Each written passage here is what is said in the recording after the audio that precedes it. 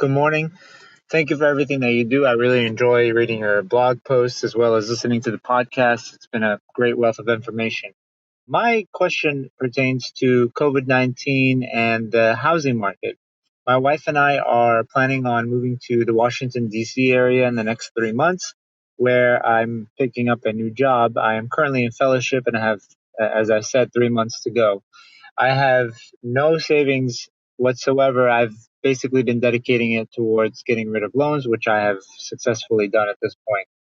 The question really is with the interest rates being slashed currently and lower than they've been in quite some time, is this a good time now to buy a house, or is it a better idea to rent an apartment or a house and just build up savings that you could put towards a down payment later on?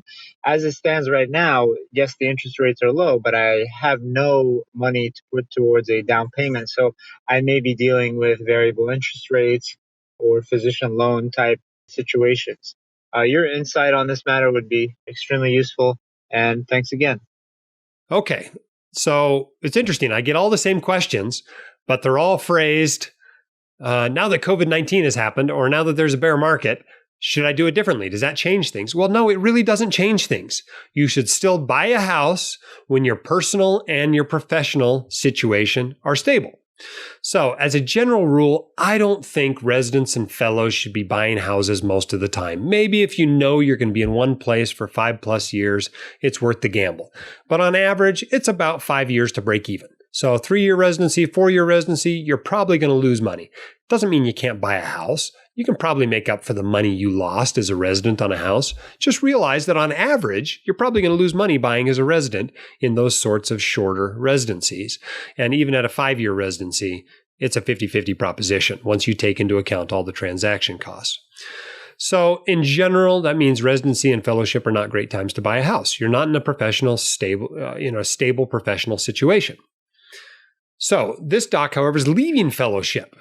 Typically you leave fellowship and you end up in a more stable job. Now, that's not necessarily the case. Something like 50% of docs leave their first job within 2 or 3 years. So I think you need to go there and make sure the job is stable before you buy. Now, how long does that take? I don't know. Some people might know the job's stable in 3 months or 6 months. Other people, it might take a year. Certainly, it's easier to get a rental contract for a full year than it is for 3 to 6 months. But in general, I think you're better off going to get this, big boy, big girl job out of training and actually renting for a few months. That does a few things for you. Number one, it encourages you to keep living like a resident for a little bit longer. Number two, it gives you time to get in a better financial situation. As an attending physician, nearly every month you're in a better financial position than you were the month before. You have more savings, you have more money invested, your credit score is going up, your debt's going down, everything is better. And so just giving it a few months, all of a sudden you're in a much better financial situation. You can make better financial decisions. You can get better deals on your mortgages, etc. Now, obviously, if housing goes up 20% in a year, you could come out behind doing that. Or if interest rates went from 3% to 8% in a year, you could come out behind doing that. But for most people, most of the time, you're probably better off not buying immediately when you go to your new city with your first attending job. And there are so many horror stories of docs who have done this and then either eaten it when they had to sell that house 6 months later as they left the job, or they had to be a long distance landlord, or they had the hospital administrator holding that job over their head or holding that mortgage over their head because now they're kind of locked into being there. There are so many horror stories. The possibility of coming out a little bit ahead by buying that house is just not worth it. So once your personal life is stable, once your professional life is stable, that's the time to buy a house. I'm a huge fan of ownership. I want you to own your house, but I want it to be a blessing in your life and not a curse.